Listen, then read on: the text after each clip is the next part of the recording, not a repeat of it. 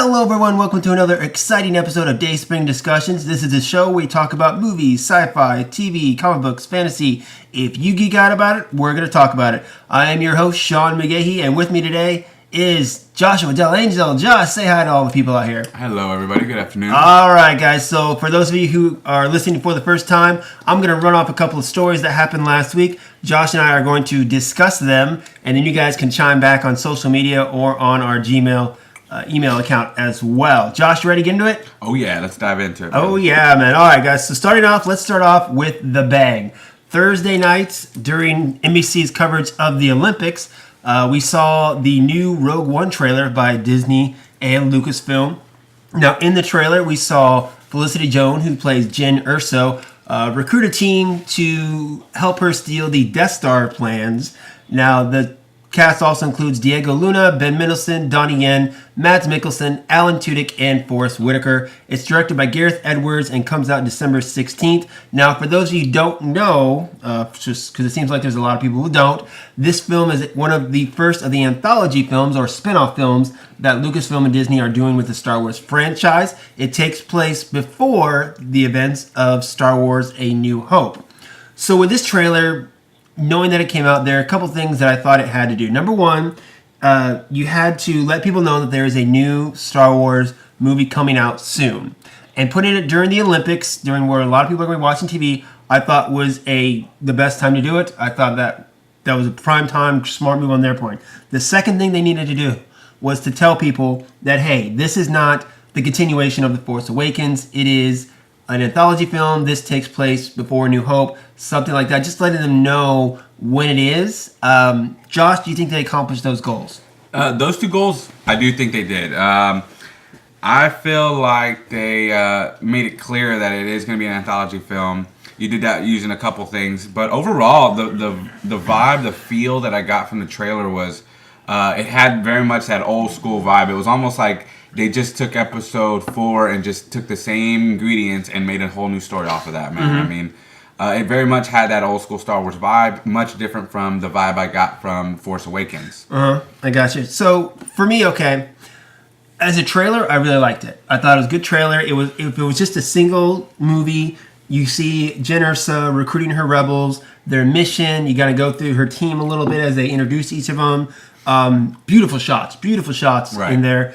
Great music. They had like that Star Wars music, but a kind of different, slower twist on it.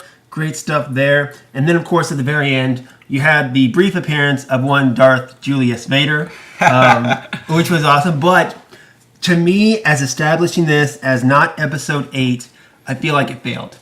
To me, yes, you had the Death Star in there. Yes, you had a brief appearance by Darth Vader, but Lisa and I were watching it, and her mom was watching it with us too. And as soon as the trailer was over, she was like, "So is this the next one in line?" And I'm like, "No, it's not." And that's what I've been getting a lot from people is like, "What is this Rogue One? Is it Episode 8? Is it the next one after Force Awakens?"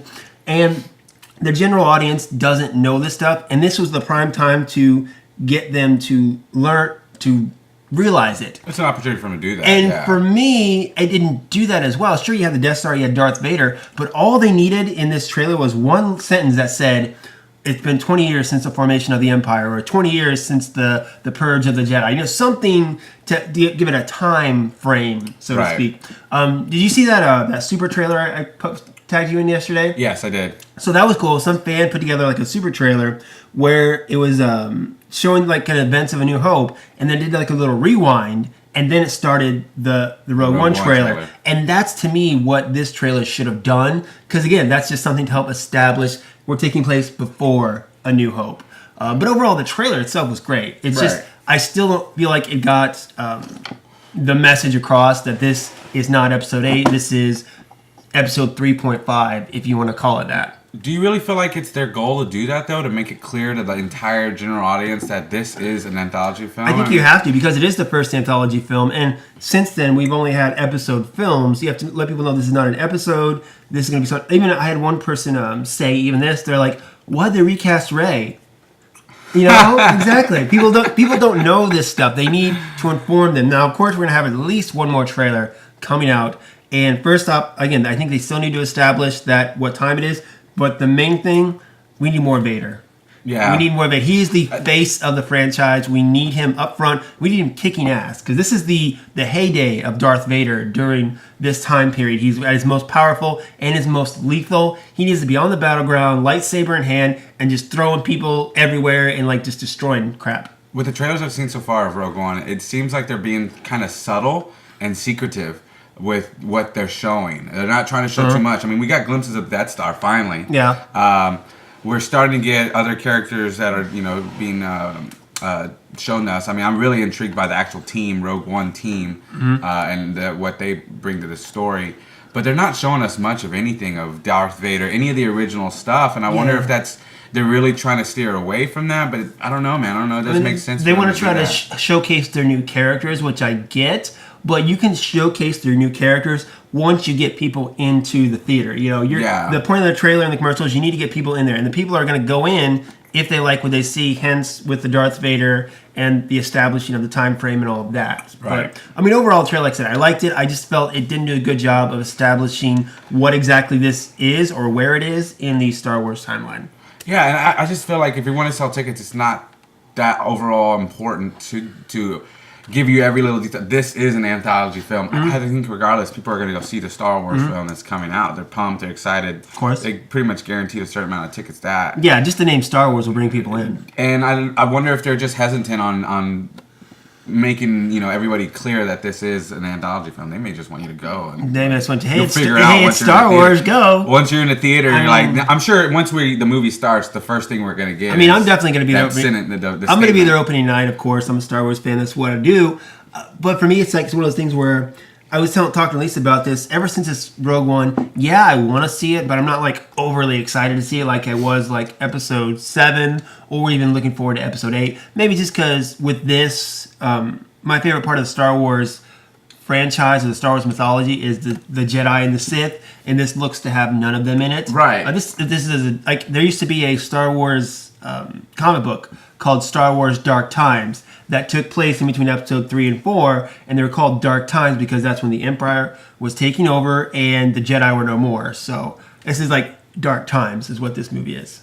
You think we'll see Vader hunting down any Jedi in this? I hope so. From what I've heard, there's going to be no Jedi. From the only Force wielder I think we're going to see is Vader. Although that Donnie Yen's character, he talks about the Force and how he knows the Force. So it's like with Maz Kanata in Episode 7. She says, "I know Jedi, but I know the Force."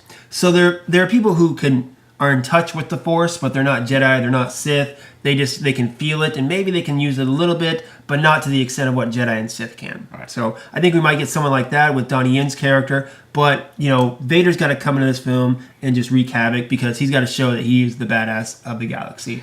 Yeah, definitely. It's good to see Forrest Whitaker in there, man. I haven't from a while. I haven't seen anything good from him. Did you notice? Okay, from the first trailer to the second trailer, it's like some kind of recut or something, but his hair is different. Oh no, I didn't. I think it was the first trailer. He had no hair. And in this one, he's got like the Don King look going on. Yeah, I think I definitely noticed it the second trailer. That's for sure. I thought it looked good. I bought it. Well, I mean, I'm happy he's in the movie. And of course, he's a character that was in the Star Wars Clone Wars TV series. So people are excited. They're taking a character that they know and then bringing him up and making him older. So damn, dude. Again, I need to really watch dude. Okay, so again, I'm telling you, Clone Wars not so much. I've highlighted Clone Wars episodes you should watch. Yes. But man, you got to get on Rebels. You got to get on Rebels, man. Trust me, man. Lisa and I are drooling for season 3 of Rebels. It is so good. Speaking of Rebels, a character that has guest starred several times on the show, Lando Calrissian, appears like he might just be in the second anthology film coming out. According to The Wrap, the Lucasfilm is looking for an actor to possibly play a younger version of Lando Calrissian to star opposite Alden Ehrenreich's youthful Han Solo in the Han Solo spin-off film. Yeah. Now, Lando was played in the original trilogy by Billy D. Williams in The Empire Strikes Back and The Force Awakens, and Mr. Williams has voiced Lando Calrissian in several episodes of Star Wars Rebels, too. Really? So, yes, he has. Mr. Billy D. Of course, man. That's great. I mean, even got James Earl Jones as Darth Vader in Star Wars Rebels 2. Damn. So, I'm just saying, man. That's all I'm saying. All-star cast. The Han Solo film is going to be directed by Lego Movie and 22 Jump Street guys Phil Lord and Chris Miller, and it's slated to come out May 25th, 2018. So Lando going in with Han Solo, what do you think? Well, it also intrigues me as the 21 Jump Street directors. I mean, Yeah, I think it's great because they have Han Solo in this point is, in his youth, he's a scoundrel, he's a swindler. To sort of have that kind of 22 Jump Street vibe to it. Right. Like, it's like, imagine putting Han and Chewie in there with Jonah Hill and Channing Tatum, Yeah. It's going to be a lot of fun, dude. It's going to be a totally different tone, not quite I think it's going to it's going to be serious, but not as serious. Right. You're going to see a very playful Han Solo during his younger years, which would be awesome. As far as having Lando Calrissian, I mean, it fits. I don't know. Here's what I was talking at least about this too, how I'd like it to go, okay? It's not how the movie's going to go, but here's what I want to see. You open up shot, you have Lando and Han at the sabacc table, and Han wins the Millennium Falcon from Lando, and he walks off smiling, and that's all you see of Lando. And then throughout the film, you see him pick up Chewie and then become friends, and then you see the famous Kessel Run as well. That'd be an awesome film. It's not going to go that way, but that's how I envision the film going. Damn, dude, you already had it mapped out. Oh, I've got everything mapped. And I've told you, I got a whole X-Men and Superman trilogy mapped out in my head too. Just people need to talk to me about it, okay? Come on, people. I have these ideas that you can use them instead of spitting out all the crap that you're usually spitting out, okay? I'd like to see more from the relationship of Lando and Han. I kind of get a Butch Cassidy feel from him. I don't know if you remember Robert Redford, Paul Newman. You had Paul Newman, who was much more conservative compared to the gunslinging Robert Redford. Okay. I mean, Lando's a politician. He makes it to the top of Cloud City. Well, he's not a politician. He's a scoundrel that becomes a politician. Whereas like in Empire, but he is a scoundrel. He's like Lando swindled somebody out of it. Yeah, exactly. So I'd like to see more played off of that relationship, especially if they're going to be casting a young Lando. It would be cool if they tried to play each other throughout the film. Right? They trying to one up each other. That'd be something cool. I can see a lot of witty humor going between them. Exactly, which is what Phil Lord and Chris Miller I think would be great. Yeah.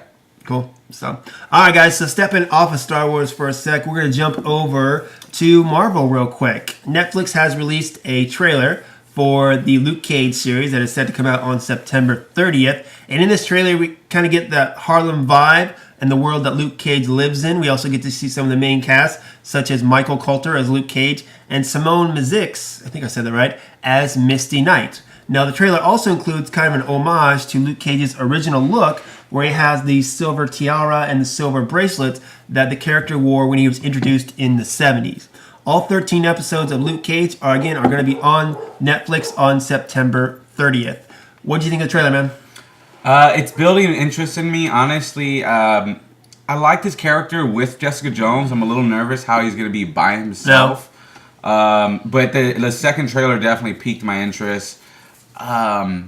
I want to see him in a suit, dude. I don't know why it is. You want to see him in like a superhero outfit? Yeah, like what's bugging me is that he's just in normal clothes. Well, this is kind of like, it is really bugging me. I don't know why, but it's. I'm excited. It's not. It hasn't piqued my interest because I haven't. I guess the first season you probably won't get to see that for a while. Well, no, I mean like the way the pattern that's been going. So they said during the 70s he did have kind of an outfit when he was teamed up with Iron Fist. He had a yellow shirt, he had the silver bracelets and whatnot. But in a modern day Luke Cage, he doesn't wear a costume. He just wears regular street clothes. Oh. Even when they go out and fight supervillains, he's just in regular clothes. He's in jeans and a t-shirt.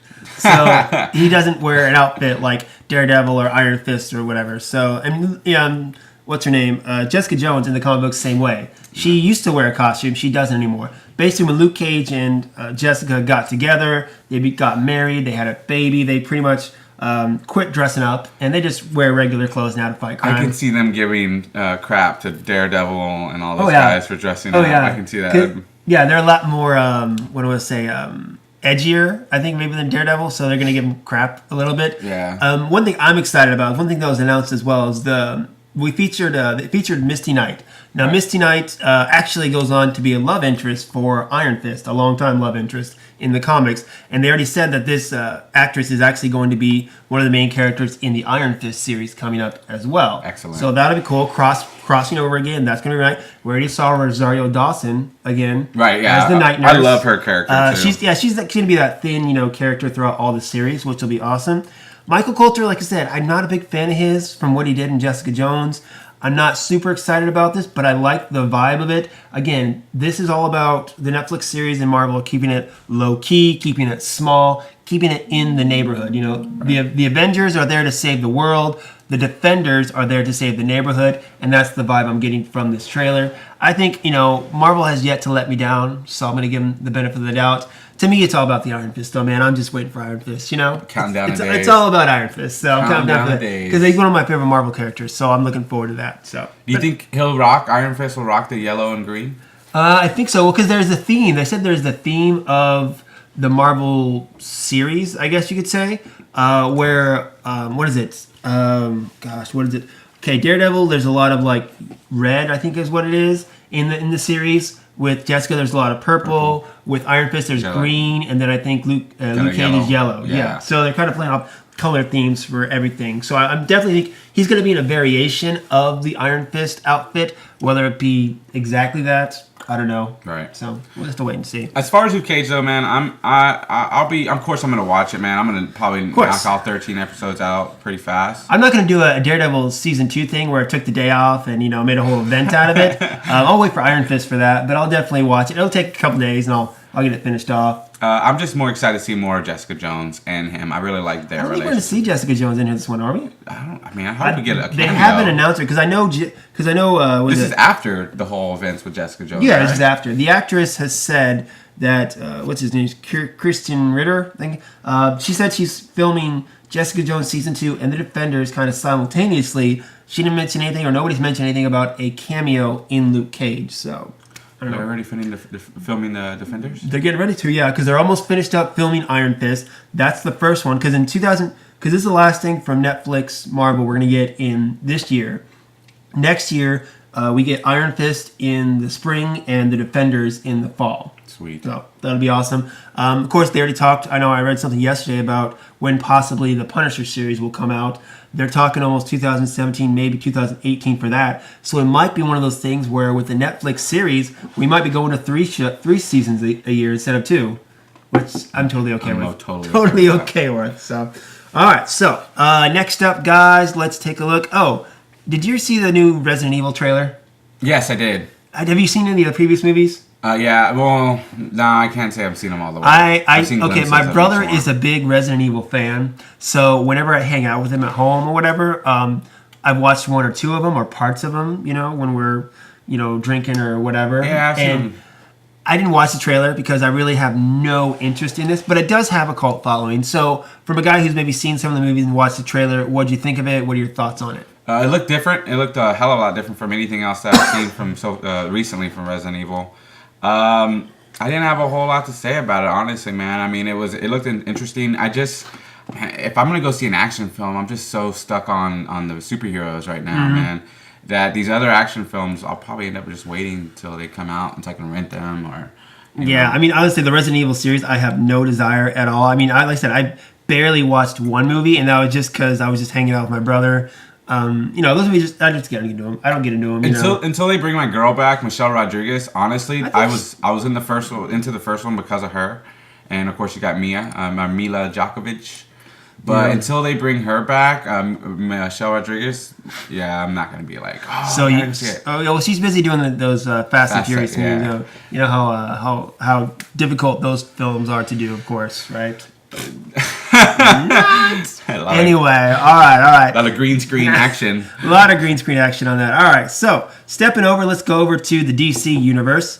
Dude. Okay, so according to the Wrap, Warner Brothers has greenlit a Man of Steel sequel. Finally.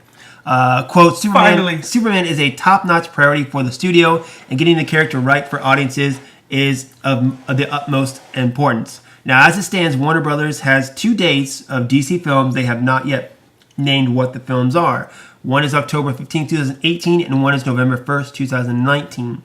Wow. So they've already announced they're doing a Batman standalone film, but they have not given a release date to yet. So some are thinking that between those 2 dates, one is a Batman film, one is a Man of Steel film. We don't quite know yet for sure. All we know is that Superman and Batman will next appear in Justice League that comes out November 7th, 2017. Man of Steel sequel, okay. Here's the big question. Is Zack Snyder going to direct? You want me to be excited about this film? Tell me who's directing. If it's Zack Snyder, I might not be as excited about it. Yeah, man. I'm ready for him to be done with that whole part right there. Man of Steel. I'm even tired of seeing his name on the production design. I think it's time for them to get a new vibe. If you want me to go see this Man of Steel 2 in theater, you better hire another director. Well, come on, let's be fair. I'm going to go see it in theater. I did not like Man of Steel, of course. I don't think I'd waste my time, man. I don't think if it's Zack Snyder again, I don't know if I'll go. I told Lisa my thoughts on Suicide Squad, and she's like, I'll skip it. Yeah. You know how mediocre I thought the film was, so she's like, I'll skip it, which is, I get it. That's fine. But David Ayer is what brought me to that. Oh, yeah. Too, though. Yeah. And then, of course, you had Joker. You had the cast and the director is what I got excited about in that film. Whether, how much the studio, tinkered with that after the reactions to Batman v Superman is yet to be decided. There's just rumors and all that stuff. Do whatever. Here's how you can give me in the theaters. Give me Brainiac. Mm-hmm. Give me Brainiac. Give me a good villain. A good plot. That's obvious. All right. So here we go. I'm gonna lay out for you what they should have done with the Superman trilogy. Okay. Here's my idea. Okay. First off, one of the main things I hated about Man of Steel was the fact that they brought in Zod. Okay, that's one of his greatest villains. He defeated an army of Supermen, an army of Kryptonians in his first film. How do you beat that? Okay, you can go to Darkseid, but Darkseid's being brought in for the Justice League, so you can't go there. So here's what they should have done, okay? Warner Brothers, you're listening? Here's what they should have done, all right?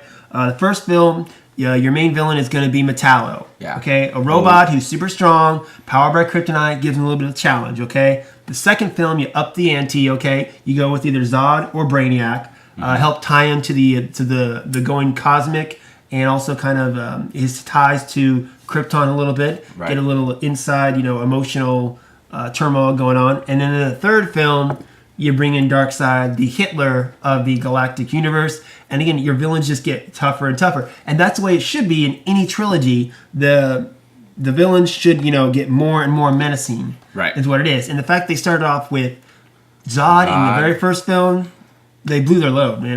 That's the main thing the problem I'm having with Warner Brothers DC properties or movies. They're blowing their loads too early. They already brought in Doomsday. They already brought in Zod. I mean, they already did the Death of Superman. Where do they go, man? All their best hits are already done, and they're not even 4 films in. They may play off that Lex Luthor plot, man. They may end up going with Lex. What's what I'm saying? Like in my trilogy too, Lex of course is behind the scenes, helping the villains the whole time as well too. Right. But that's what you should have done, but nobody listens to me. You know how it goes? There it is. So Man of Steel sequel. I don't know. We'll have to wait and see. I want to wait and see, of course, how Justice League is. I got to wait and see how Wonder Woman is. See, how it's all going. Because, again, I didn't like the Batman v Superman Dawn of Justice theatrical cut, but I love the Ultimate cut. So, in that respect, I kind of apologize a little to Zack Snyder. I thought his version of the film would have been better, but unfortunately the studio decided to cut him a little bit. So with this, again, got to wait and see how it all comes together. And we'll just go from there. Of course, it's another Superman film, so I got to at least get a little excited about it. Right. So I feel that. We'll have to wait and see. All right, so continuing on in the DC Cinematic Universe, there's some more news in regards to the Aquaman movie. So allegedly, according to the Wrap, Black Manta is going to be the main villain in the film. Now, nobody has been cast yet as Black Manta, but there's several people or several actors that are kind of campaigning for it. One of them is Michael K. Williams, who was on The Wire and Boardwalk Empire. He went on social media and kind of suggested that he would love to play the character as well. Now, Jason Momoa is going to be playing Arthur Curry / Aquaman, and James Wan is going to be directing. Now, the script is written by William Beal, who helped write Gangster Squad, which was a terrible movie, but also James Wan and Jeff Johns are helped writing the script as well. So that gets me a little more excited. But anyway, Aquaman is set to come out July 27th, 2018. Black Manta, you think is a good fit? Hell yeah, especially with Jeff Johns behind it. Yeah. I think Jeff needs to tell these other guys to go grab some coffee while he's finishing up of course, the work here. The new 52 Aquaman, everyone, Aquaman has been the butt of DC jokes for, decades and decades here. And when Jeff Johns came in to write Aquaman back in Brightest Day and then continue in New 52, totally turned the character around, had people see him in a different light, and realized that Aquaman's a badass. And Jason Momoa's look with this character, of course, makes him look even more badass. Right. Especially from what I saw in the Justice League sizzle reel they showed at Comic-Con. He's drinking a bottle of Jack or something, just kind of throwing it down. He's looking all grungy and, it makes Aquaman look totally cool. Black Manta, one of his main nemesis. His other one was Ocean Master, which is his brother. And I thought they were going to go with Ocean Master just because they can play off kind of like a Thor Loki vibe, the brothers fighting over the kingdom and stuff like that. But, that's something, again, don't blow your wad in the first film. Yeah. Same for the second film, maybe. Yeah. So that'll be cool. But Black Manta, so according to the New 52, Aquaman, when he was younger, killed Black Manta's father, which makes Black Manta hate Aquaman and kind of start that feud. So with that kind of to springboard off of, I think it could be a good film because you got to have that heat or that, that passion between the villain and the hero. Yeah, and I think that's going to be a tough vibe to capture. I think it's important since Jason Momoa is such a grungy badass. How do you balance the comic relief with the character and still have him, us take him seriously? I don't think you need comic relief because it's one of those things where people were talking about Batman v Superman and how it was so serious, and maybe if it lightened it up a little bit, it would have been better. And again, theatrical cut I didn't like, but I watched the Ultimate Cut, and it still wasn't any more jokey or any lighter. Right. It's just the story was better, and I enjoyed it more. So you don't have to, have those jokes like they did in Suicide Squad to have a good film. Even with Aquaman, you don't feel like it. Because Aquaman is not a funny character. Save those jokes for Flash. Okay. Aquaman's a serious guy. He's got a lot of issues. He's a child of two worlds, so he's got to take himself seriously. He takes a lot of things seriously. Those jokes, you save those for the younger characters like Flash or Cyborg or whatever. Right. I'm so curious on how they're going to capture those scenes like underwater. Dude, I don't even know. I don't think a lot of it's going to be underwater. You don't think so? I don't think so. No. Yeah. I mean, it's one of the things where okay, this is going to be bad, but with Aquaman, I think they're going to do for Atlantis, they're going to do like a Gungan thing in episode 1 where they swim in and they go through this little wall or whatever, and all of a sudden there's no more water or something. Yeah. That's what I'm thinking they're going to do. It's a hard environment to execute in film, man. It was cool because without it being cheesy, I guess. In the Throne of Atlantis film, it was easy to do because you're animated, so you can have them surrounded by water and still talk because it's an animated movie. But in live action, it's a little more difficult. Maybe it's all. I'd say probably a lot difficult. Subtitles, man. They're all going to be speaking telepathically. Yeah, that could be something. That wouldn't be too bad, actually. I kind of like that idea now you mention it. But we'll just have to wait and see. Now, speaking of Mr. Momoa, he posted on social media the other day that he was actually taking kind of a little meeting with the Crow director, what's his name, Corey Hardy, or the Helmer of the film, okay? That's cool. So there was a kind of an implication or whatever that he might be starring in the Crow remake, saying, quote, having sealed the deal. Now, the Crow remake has been going through a lot of difficulty for many years now, the main of it being that Relative Media, the company that wants to distribute the film, filed for bankruptcy a while back. So it's hard. Got a lot of production delays. Plus, there are several actors who have said they were going to be in it and then they dropped out, and as well as directors as well. Now, the original Crow film was in 1994 and starred Brandon Lee as his final film role. The Crow is actually based off a indie comic book by Jason O'Bars. The story is of the resurrected Eric Draver, who, with the help of a mystical bird, sets off to avenge his murdered fiancée by tracking down her killers. So as of right now, the Crow remake does not have a release date. I mean, technically it doesn't even have a star, but with this, it kind of, implies that Momoa is at least interested in playing the character. What do you think of the Crow remake? I mean, did you see the original Crow? Honestly, I haven't. Oh, man. Okay, so they did a series of sequels that were direct to video. I saw the first one, which was good, and then the second one was direct to, I'm not sure if it came out in theaters or not. I know I saw it, and it had Kirsten Dunst in it. And then they had 2 or 3 other films that were crap. Interesting. So the property itself is good. It's just, it turned to crap because they were just trying to churn them out for money. But yeah, go back, watch the original one. It's really cool. It's on Netflix. Yeah, I think it is. Jason Momoa, I got to see him as Aquaman. It has to do with the fact that with Momoa, I've seen him in Game of Thrones and I've seen him in Conan. And that's it, And neither of those, he was really showing he had a lot of acting range. Yeah. With this, I think you're going to have to wait and see what he does with Aquaman before I can judge if he can tackle this kind of emotionally burdened character. Yeah, definitely. I mean, I know a little bit about the Crow character and the torment that he goes through and the revenge he seeks. I definitely can picture Momoa with the makeup on and the outfit on, whatever, as a Crow.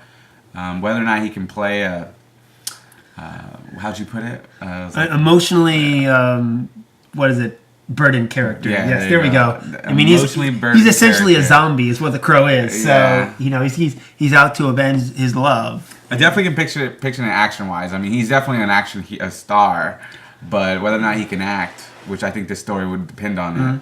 I would go back and watch the original one, man. It's really cool. I think you get a lot of kick out of it. So go back and watch that. All right. So just one more thing I want to talk about in the DC world. So it looks like on Supergirl season 2, she's going to get a couple more guest stars. Actress Sharon Leal is going to guest star as Miss Martian, and Chris Wood will be playing Mon-El. So for those of you who don't know, Miss Martian is a white Martian named Megan Moraz who served as a member of the Teen Titans, and Mon-El is described as a character with powers similar to that of Supergirl or Superman, and is from the planet Daxam. In the comics, Mon-El has close ties with a legion of superheroes and has similar powers to Supergirl and Superman. Now, some of the other comic book characters we're going to see in season 2 of Supergirl are going to be Lena Luthor, which is Lex Luthor's sister. Then you have Maggie Sawyer, who is a Metropolis PD or Metropolis cop. Snapper Carr, a famous Metropolis reporter, and then, of course, the Man of Steel himself, Superman, is set to appear in a couple of episodes as well. Season 2 of Supergirl is scheduled to premiere on October 10th on the CW, coming from its original place, which was on CBS. They moved it over to CW this season, and it also talked about how Kevin Smith, who directed an episode of Flash last season, is going to be directing an episode of Supergirl this season, because he said after he directed the episode, he said he was so happy to direct it, he wanted to do more. So he's going to maybe direct this, maybe go and do an episode of Arrow or something. But either way, Supergirl is shaping up to really get us more enriched and bring in some more characters in the DC lore. Now, the reason I want to talk about this, because you know the character of Mon-El, right? Yes. I gave you the, the Krypton... New Krypton stories. Yes. And where Mon-El, when Superman goes off to New Krypton, Mon-El kind of takes over for him. So with this character, are you excited to see him kind of up on the screen now on TV? Yeah, man. I'm actually surprised how I guess the balls on the show, the producers of Supergirl and the writers, man. I mean, they're not afraid to. You're throwing Man of Steel, you're throwing Mon-El in there. Yeah, you're throwing a lot of characters. Yeah, and I mean, I think it's going to do a good job of bringing viewers to the show. Regardless of whether or not you know those people, it's just going to bring. That's part of what Flash has done recently. Flash has brought in a lot of characters. Especially in season 2, of what I've heard, they brought in a lot of special guest characters. So I think it's going to be great for the show. I'm excited personally. I haven't been excited for Supergirl at all, and now hearing all this, I'm disappointed, man, because they're showing episodes now on this. They're re-showing the first season on the CW right now to get people kind of introduced who didn't watch it. And me, I don't watch stuff live. I get CW, but I don't watch it. So it's my hope that they'll show them on Netflix or Hulu, because I want to watch season 1. I've only seen like 2 episodes of season 1. Even though I heard the show's not the best, I want to watch it to see if I want to watch season 2. Plus the fact that they're switching over to CW, it's going to be incorporated more with Arrow, Flash, Legend of Tomorrow. So again, I want to check it out and see if I like it, to see if I want to watch season 2 or not. But they got to put it on Hulu and Netflix so I can check it out. Yeah, right? Yeah, I mean, that's the first step, dude. Exactly. And then Kevin Smith directing, that's going to be awesome. Dude, they need to cut that guy a break, man. I mean, I'm so ready for him to direct anything superheroes. I mean, he's just such a fan. He's so knowledgeable when it comes to it, I feel like. Because he's a lifelong, comic book geek, definitely. He's actually said, I know in like several years ago, I read an interview where he didn't want to do they offered him, I think, the Daredevil movie or something. He said, no, I'm not, I'm too low budget, I'm too indie. I don't know how to handle those big budget films, so I'm going to, stay away from them. Because that's kind of how it is. There have been several directors who have directed properties that they've loved. Like the guy who did the Dungeon and Dragon movie with Jeremy Irons. He was a huge Dungeon and Dragon fan. And people are like, yeah, he's a fan. He'll get it right. That movie sucked ass. So, just because you're a fan of something doesn't mean they're gonna make a good movie. True. In my opinion. But that'll be cool. So like I said, we'll check out that and see how it goes. And Supergirl, well, I'll give it a shot. I want to see it and see how it goes. Because again, I do watch the other shows as well, and I hope they do a lot more crossovers. They've already planned a 4-episode crossover with Arrow, Flash, Legends of Tomorrow, and Supergirl. So I want to see them more cross in between. I want to see how this Flashpoint and Flash is going to affect everything. Are they going to bring Supergirl into the Arrowverse, as I call it, or is she going to stay on her different Earth? We'll just have to wait and see. Yeah. Okay, cool. All right, so guys, heading over to space at the, what do they call it? I totally missed my mark. Here we go. Television Critic Association panel presented by CBS. The Star Trek Discovery showrunner Brian Fuller talked about the new series that was coming to the CBS streaming service All Access. He said that Discovery is indeed going to be set 10 years before the original Star Trek series, and because of its proximity to it, the Discovery is actually going to look very closely to the Enterprise that Kirk captained as well. So this means it's going to take place in between Star Trek Enterprise, which was the last Star Trek series to come out, and the original series as well. It's going to fit right in between there. And Fuller also said that the main character is going to be a human female lead. Now, we did get a female lead in the show Voyager. However, he said that this female lead will not be the captain, which is going to set it apart from all the other Star Trek series, because all the other Star Trek series, the main character was the captain. They said this lead is not going to be captain, but a lieutenant commander. It said, quote, "We've seen 6 shows from a captain's point of view. Star Trek Discovery will show the bridge from somebody else's point of view." And also talking about some of the other characters, said we're going to see, in addition to an openly gay actor as one of the male leads, a female admiral, a male Klingon captain, a male admiral, a male advisor, and a British male doctor. So a lot of they're really diversifying this as well. Yeah, they are. Which is good, because that's one thing I've always kind of praise Star Trek for, is you have so many films and TV series that come out that show the future as so bleak and like apocalyptic and just a big downer, okay? With Star Trek, Star Trek is one of those few things where in the future we make peace with each other, we make peace with the aliens, the Federation is all about, the benefit for all kinds of people, not just, apocalypse and hey, we're all going to die terrible, terrible deaths and we're all done horrible. So, Star Trek is one of those things that, it does show a bright future, and that's kind of an appeal for me. Yeah, I mean, I'm not familiar 100% with the show. I remember staying home sick from school and watching a few episodes of Star Trek Enterprise. And they were kind of bleak to me and real slow. And if they're going to diversify this one, it's going to be interesting. That's the thing, yeah. Like, my dad is a Trekkie. I grew up, knowing of Star Trek, but I was more a Star Wars fan. Still am. So the shows for me, I never really hold my interest. The one I thought has always been the best is Star Trek: The Next Generation. And even then, I can only watch a couple episodes before I lose interest. So with this one, I'm interested in checking it out. They're going to show the first episode on the CBS network, and then all the rest of them are going to be streamed on the CBS All Access channel. However, they have announced that they're going to stream it also on Netflix as well. So I'll get to watch it on Netflix. My hope is that you got to capture some of that feel of the new movies, give it that more action tone. Right. Otherwise, they're not going to hold my interest. So. Well, and also think of colors and the way it's shot, and I mean. In order to hold, that's what holds my interest about the movies is how explosive they are, how energetic they are. It's gonna come down to you have a great story, a great cast to make stories with, but I mean I think it's gonna come down to the villains you write about, the missions they go on. So we'll see, man. We'll have to wait and see. I think it'll be cool. A shot. So, well.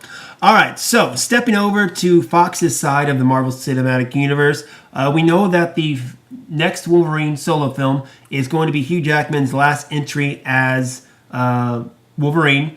We also know it's also going to have Patrick Stewart in it as well. And Patrick Stewart actually spoke to ITV in an interview and said that this will probably be his last go as Professor X as well. He said, quote, "I would imagine this is probably the end of the franchise for me. But the thing about science fiction and fantasy is that you can never say never. It's the end. It's over." He did tease that in this film we're going to get a very different Charles Xavier than what we've gotten in previous X-Men films. Now, Stewart first came on the screen as Professor X in 2000's X-Men and has since played the mutant 5 times. The Wolverine is slated to come out on March 3rd, 2017. So, kind of more of a passing baton. We've seen this in other X-Men films where James McAvoy, of course, has kind of been more the dominant Professor X. So, Stewart, holding up the chair or putting away the chair, it's fine with it. We got people know McAvoy is Professor X now, so if Stewart wants to retire, I'm okay with that. Yeah, I mean, honestly, I still love him as Professor X, man. He's still got the look. He's still got the swag, I guess, from Patrick Stewart. But in this film, I'm ready to see a new side of his character that he hasn't shown us before. I'm ready to see a almost gritty. If I could get a little bit tougher look from Xavier on this one, man, that'd be great. I feel like that's what we're gonna get with Wolverine. I mean, some say it's just gonna be Xavier maybe in flashbacks as well. I don't know. I keep thinking of him being partnered up with Wolverine, kind of like in Old Man Logan, except you're swapping out characters there. Yeah, I don't know. Yeah, like I said, it's supposed to loosely be based on Old Man Logan. I'm not sure if I really believe that, considering the amount of Marvel characters they can't use that were used in the original storyline. But either way, like I said, this is kind of signifies, again, Professor Xavier and the Wolverine relationship is a big part of the X-Men franchise. So to see these characters, both of them, say, hey, we're both done, it kind of signifies the end of that first era of X-Men films. We can move on from here with James McAvoy and Michael Fassbender even, and all those new characters we were introduced to, or new actors we were introduced to in Apocalypse as well. So you gotta have Wolverine in there, man. I don't know if I'm ready to for Hugh Jackman to put up the claws, man. Well, I would love to see some of the other actors that have been in X-Men films as well. Like they're talking about maybe Lee Shriver coming back and playing Sabretooth. I mean, granted, Wolverine Origins was a terrible movie, but Lee Shriver, given the caliber of actor he is, played a good Sabretooth. That whole relationship was probably the best part of the film, man. Yeah. That whole relationship. Yeah, the brother relationship, which I thought was really cool. Carried the film. I mean, I even like to see, somebody else come back. But of course, my dream would to see James Marsden come back as Cyclops, but that's neither here nor there, and that's just one of my wishful thinking. Dead, bro. He's gone. When's the last time he's made a movie ever since then, too? What was he in? He was in something recently. James Marsden, yeah, he was. I know he was in some Nicholas Sparks movie, I think, or whatever. But anyway, yes, that's neither here nor there. So yes, we'll be say goodbye to these actors, and I'm totally okay with it. I'm very anxious to see what the film's going to be like, though. Just kind of, Hell yeah, see what kind of vibe. Just see how good of a job they're going to do Old Man Logan, I guess. And then, of course, the thing is going to be who's going to replace Wolverine? Who's going to replace Hugh Jackman? Me. That's okay. Well, Me. You better start making, audition tapes, buddy. Better start getting your name out there. Okay. I'm just gonna bombard them and harass them to the point where they have to cast me. We Good. need a diverse Wolverine. All right. Good luck with that. Good luck with that. Let me know when you're coming back on your hands and knees saying I failed. No, never, man. Never. You need to get some of those like we did for Halloween. Get the pencil claws, and show up at Fox Studios with pencil claws and like some mutton chops. That'll be perfect. It just makes me think of Jim Carrey when he was doing a impersonation of Wolverine or Hugh Jackman when they were kind of going at it. Did you ever see that? When they had like this Twitter battle, and it was Hugh Jackman against Jim Carrey, and they were each impersonating each other's characters. Hugh Jackman was doing Ace Ventura. Jim Carrey was doing his version. Hugh Jackman did Ace Ventura, really? Yeah, he was doing, and then Jim Carrey doing his version of the Wolverine. It was hilarious. That'd be interesting to see. That's very interesting. Okay. All right. So sticking with Fox, guys, and talking about casting on the latest episode of Meet the Press, Mashable.com film reporter Jeff Snyder floated the possibility of Friday Night Lights star Kyle Chandler playing the Marvel Comics Cable in the upcoming Deadpool sequel. He said, quote, "Take this with a gigantic grain of salt. Snyder insists Chandler's name actually has been circulated for months. I don't know if he's interested in that kind of thing. I'm just saying that's the name that's been out there." Now, executive producer of the film, Simon Kinberg, also talked last week and said, quote, "I've seen rumors from about everyone from Arnold Schwarzenegger to I can't even remember. We haven't cast Cable, and that's the truth." Tim Miller, who directed the first Deadpool movie, is coming back to direct the sequel. And, of course, Ryan Reynolds is coming back to star as the Merc with the Mouth. But the big news is who is going to play the legendary mutant Cable. Now, of course, I've seen lots of people. The first name that was thrown out there was Stephen Lang, the villain from Avatar, because he's got the look. And, of course, he's kind of mean, which Cable can be mean sometimes. Of course, anybody who's big and bulky, they've talked about. There have been several actors who I've seen on Twitter who've kind of campaign for it a little bit as well because Deadpool was such a hit, and means Deadpool the sequel is going to be a hit, so everyone wants to be in that movie. Hell yeah. I love the idea of what's his name? The Avatar villain? Stephen Lang. Stephen Lang, dude. He's a badass, man. He looks I'd love cool. to see him. He looks like Cable. He's got the white hair. Yeah. He's kind of muscular. I get You it. put a couple scars on his face, dude. I mean, he's jacked, man. Okay, And but I'm gonna show my love for Kyle Chandler because I love Friday Night Lights, man. That is one of my favorite shows of all time. So Kyle Chandler, great actor. Anything he does, I'm all about. I mean, Stephen Lang will be cool too, but I'm going to throw my support toward Kyle Chandler. Dude. He's just got to bulk up a little. I'm Team Lang, man. I've seen pretty much every film that he's done. Public Enemies. He's always great. I think he would nail the character, man. I think he would be the balance that we need with Ryan Reynolds. I don't know, man. Okay. Now, that's the kind of thing. That's why the Cable and Deadpool comic is so infamous, really, because Cable is so serious and Deadpool is so jokey. So their chemistry worked well in the comics, and they're hoping to capture that in the movie. Read that, dude. I mean, it's going to be like a buddy cop movie, kind of, where you have one guy who's older. It's going to be like a Lethal Weapon, where like Cable's like, I'm too old for this shit, I can see it playing off like that, definitely. But that would be really cool. We'll have to wait and see how that. But again, I'm throwing my support behind Chandler just because Friday Night Lights, baby. I guess. Friday Night Lights. I mean, they kicked Taylor Kitsch off of Gambit. I mean, so you got to throw some of the other Friday Night Lights alumni in there just for support. But we'll have to wait and see. All right, guys. So the last story of today is kind of a bit of a controversial one. Figure we'd end with something that we can, is up for debate. Interesting. So an alleged ex-Warner Brothers employee has published an open letter to the studio at Pajba, I said that wrong, criticizing the studio's output of movies over the last year with a heavy emphasis on Zack Snyder and the decision to keep him a significant producer on DC-based films, despite the project's underwhelming box office returns and lukewarm critical response.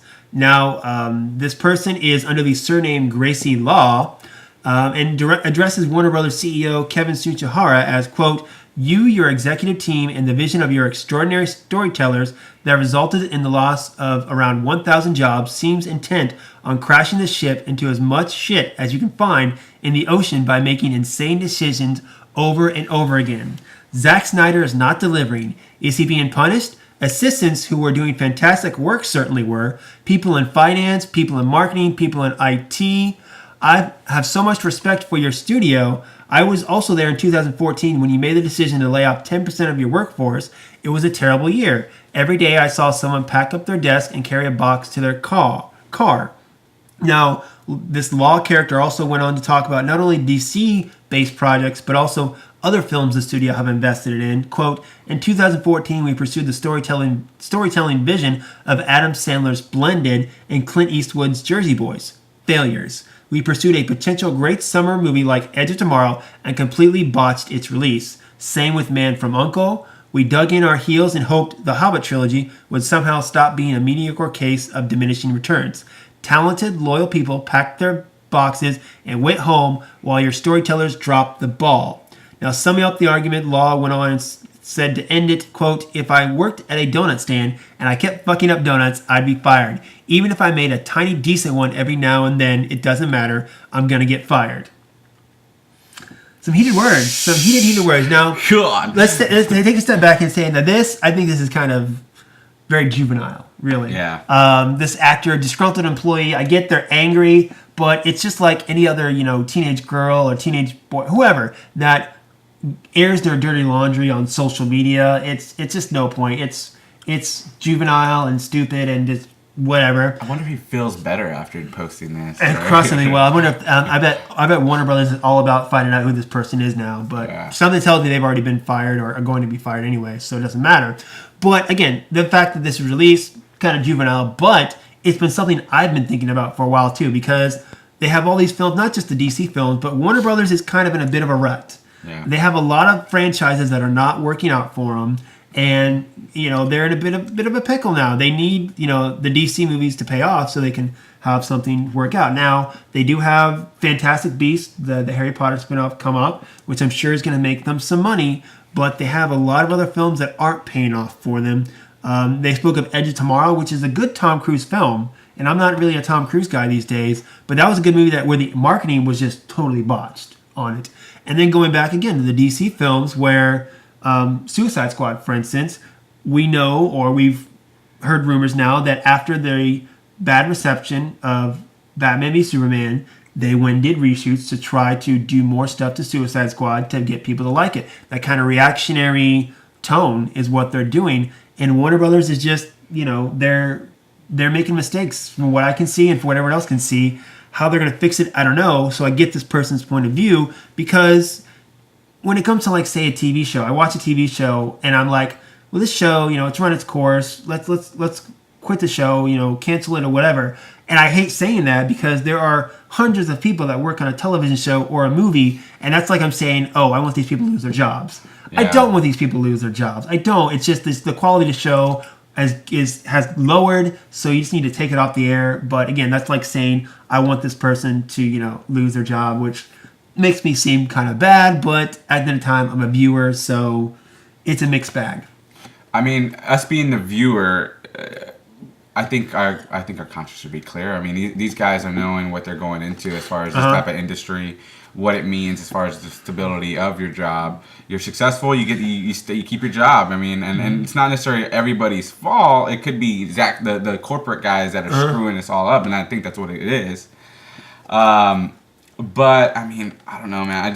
What keeps coming to mind is that if something's wrong, if something's broken, and the regular farm system of finding new directors, finding new writers is not working, let's switch it up, man. Yeah. Let's go to the people. Let's, I just think of, like, let's have a trial. Let's do whatever you got to do to get some new stories, get some new innovative ideas in there. Yeah, I mean, I think for me, it's, going back, just focus on the DC films. Again, the reactions, how they reacted to Batman v Superman to change Suicide Squad. I'm sure how they view Suicide Squad is going to change how they're thinking about Justice League. And they're just, Warner Brothers has always been, especially when it comes to their DC properties, so, hesitant of them. Right. They're all about Batman. Even, like, you can totally tell in the Batman v Superman theatrical cut, Batman is their bread and butter when it comes to DC characters. Okay, that's the character that's always made the money. They know they're going to get a hit out of Batman. So when you watch the theatrical cut, Batman is in that quite a bit. Superman kind of gets, the short end. And then you go watch the Ultimate cut. They cut out all the Superman stuff for the theatrical cut. Yeah. And that's what it is, because they're like, oh, well, Batman's what people like. Let's just, show Batman, and, we'll cut out the Superman stuff. And that kind of pisses me off, because you sacrifice the story in order to try to, make more of a profit, I guess you could say, which if you cut out that story and make the story not as good, you're cutting into your profits right there, in my opinion. It's almost like you're getting a bunch of, like, psychology majors that are in charge of editing these films, and they're like, well, people normally are more inclined to enjoy Batman more, so let's cut away all the Superman crap. I don't think you need psychology majors. I think would be smarter than that, really, in my opinion. But yeah, it just, even going back to they're overthinking it. Going back to, say, Green Lantern. Okay, Green Lantern was a disappointing film, some would say, and that was supposed to be the start of the DC cinematic universe. But because it didn't do so well, they completely pulled out, decided to regroup, and do something else. There were good things in Green Lantern, mythology and story-wise, you could have built off of for a cinematic universe. But again, because they didn't do so well, they said, oh, wait, we gotta rethink this, okay? And that's, again, something to do with Batman v Superman in regards to Suicide Squad. It's just, again, going forward, it's my fear that they're going to take these films and just, change each of them depending on how the previous one does. And you can't do that, because a Batman film or even a Superman film cannot be the same as a Suicide Squad film. I'm looking forward to maybe seeing some kind of alternate cut of Suicide Squad, because I heard it was pretty serious. Like, the trailers showed it as funny and fun, but the actual movie wasn't as funny, so they went back and they tried to cut more of the funny into it, is what it is. Which I'm fine. Again, something to be established. Batman v Superman, not that funny, but still a good film, because the Ultimate cut, because it's a good story. Give me a good story first. Give me a good story, the people will like it, then you'll get your money, okay? Yeah. And they're... That's exactly what it is, though. They're so focused on the money. They have this formula in their head, and if the movie's not going along exactly with this formula, they're gonna butcher it and shape it to fit this puzzle piece. And it hasn't been working, dude. It has not been working. So Warner Brothers knows where to find me. Okay, I just gave them a great idea for a Superman trilogy. They just need to call me up. I can make them billions and billions of dollars. So Kevin Tsuchihara, hit me up, man. Dayspringdiscussions@gmail.com. You know where to find me. Well, and that's my point though too. Is that I think that the Warner Brothers is too caught up on making these sure things. You know, everybody's trying to make the best movie. They want the sure hits. Yeah, the sure That's hits. why you have a lot of remakes and franchises now, because you get more people, more safer bets than these independent movies or characters or franchises that nobody's ever heard of. But at the same time, look at Marvel. Okay, nobody even knew who the hell Guardians of the Galaxy were. But what they do, they made a good product, and now everyone knows who they are. Yep. And they made money. Yep. So there you go. All right, guys. Well, I think that's going to be it for us today. I have to go do nothing while Josh has to go to work. So have fun with that. I will go sell some suits. Go to Men's Warehouse, Party Creek Mall. There you go. Okay, plugging it right there. Ask for Sean, okay? No. All right, guys. Well, that's going to be it for us. If you have any questions, comments, hit us up, dayspringdiscussions@gmail.com. You can also go to our Facebook group. We'll have a lot of stuff there, and our Twitter account, which, of course, I know I'm horrible about. You can hit me up personally on Twitter and Instagram, Slim, SLYM, Dayspring12. Josh, where can they find you? Instagram, I am Batman 24/7. All right, guys. Well, that's going to be it for us today. Join us next week. We'll have more to talk about. Until then, may the Force be with us all.